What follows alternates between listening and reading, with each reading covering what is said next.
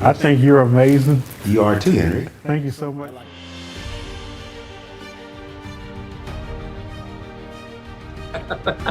Well, Perry, you are awesome. Thank you, brother. Thank you, and I appreciate you what you're doing too, buddy. Well, thank you. Because if you allow the world to define you, if you allow friends to define you, if you allow your spouse to define you, or anybody to define you outside of how God sees you, that does open the door to rejection. God bless you. I hope y'all have an amazing day. Thank you, Brother Henry. Thank you. God bless you too. Thank you for having us. Welcome to the Brother Henry and You Show. I am your host, Henry Harris. As always, it's such a delight to be here with you today. I always take it as an honor and a privilege that you would take the opportunity to be on the show. And today we have a special guest with us. Her name is Robin Smit, and she wrote a new book called Behold the Lamb, the finished work of sin. I love that word behold, because that word behold simply means look. So it's such an honor to have her on the show today. And thank you, Robin, for being on the show. Oh, thank you for having me. This is awesome. Thank you. Yeah, it's such an honor to have you. So what inspired you to write this book, Behold the Lamb? It's my dissertation for my doctorate. Look at you, girl.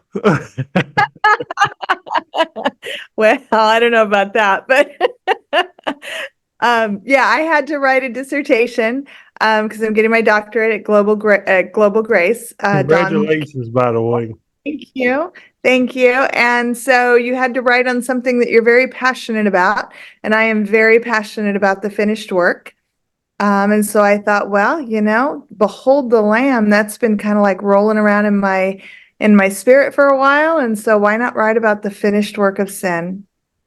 That's amazing. So, what can be said about your book that will convince the reader that what Jesus really did on the cross really did finish it? Because when I think of it is finished, I'm thinking of like I got dishes in my sink. And my daughter walks up and say, "Dad, do you need help?" And I'm telling her, "No, it is finished." Like that means like I've done it. Like the work is done.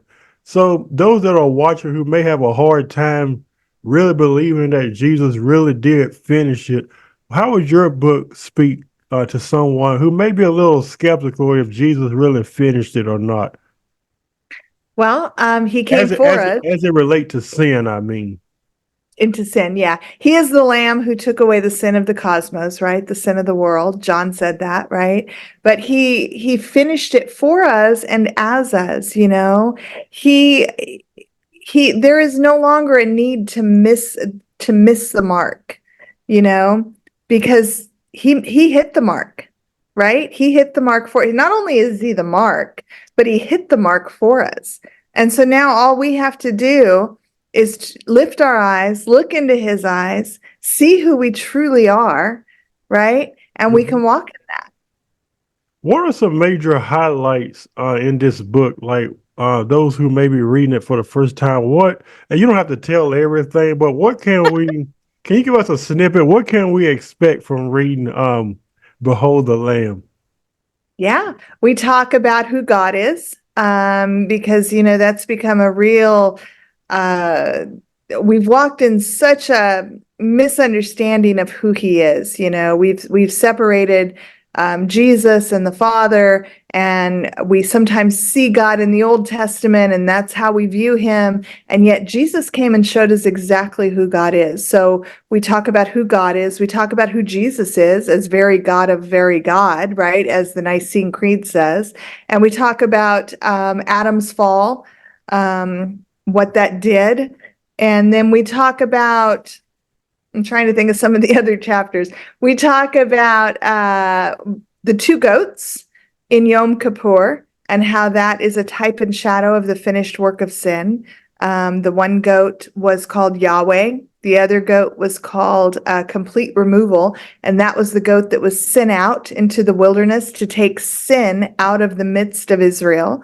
And it's just a beautiful picture of the finished work of sin. We talk about cause and effect, that through sin, death came into the world and how Jesus took care of both of that. And then we talk about just the Lamb of God, and how he finished all of that.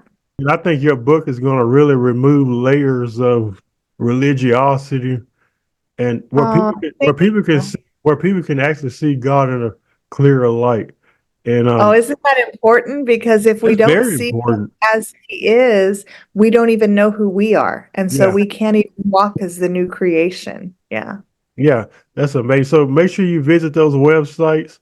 Make sure you order that book, and she has other books as well. You can check out. And Robin, thank you so much for being on the show today. Thank you. Thank you so much. Yeah, thank you as well. Make sure you visit our YouTube channel, www.youtube.com/Henry Harris 100. Also visit our fan page, the Brother Henry and You Show. We're also on Soul TV. Visit us there. And we just got connected to a new network, which is called Grace Awakening Network, which is actually on TV through Roku. You can watch our shows on there as well. May God bless you, and we'll see you next week.